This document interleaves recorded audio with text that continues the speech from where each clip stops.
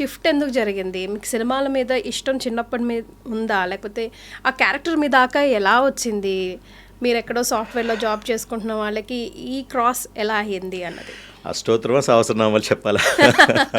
So that's a big story అండి. But I mean అడిగారు కాబట్టి జస్ట్ నాకైతే basically I'm completely interested in to entertainment field అండి. అంటే అది ఆర్టిస్ట్గా యాక్టర్గా కాకపోయినా kind of right from childhood నుంచి నేను ఎక్స్ట్రా కరికులర్ యాక్టివిటీస్ పార్టిసిపేట్ చేయడం, కాలేజ్ ఫెస్ట్ కండక్ట్ చేయడం, ఆర్గనైజ్ చేయడం, ఈవెంట్స్ అవన్నీ. సో ఆ కైండ్ ఆఫ్ ఆ ఫ్లేవర్లో ఉండేది ఇంట్రెస్ట్ అంతా.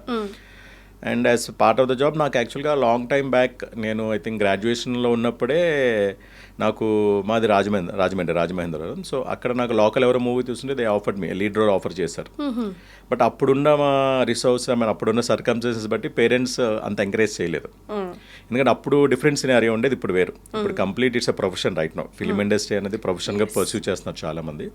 సో అప్పుడు అంటే వాళ్ళ భయాలు వాళ్ళకు ఉంటాయి, మన మీద కన్సర్న్తోనే. అంటే స్టేబుల్ ఇన్కమ్ ఉండదు.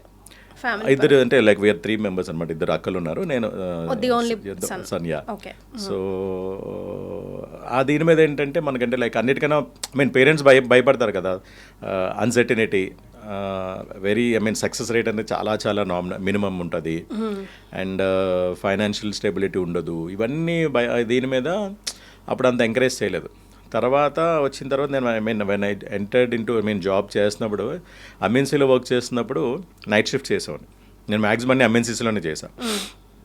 సో అప్పుడు 2001 or 2002 జెమినీ వాళ్ళది ఆదిత్య మ్యూజిక్ స్టార్ట్ అయింది. సో దాంట్లో నేను సెలెక్ట్ అయిన యాంకర్గా. సో 2 shows కూడా నేను హోస్ట్ చేశాను. మనం కలవలేదు సార్ అప్పుడు. మీరు చేశారా?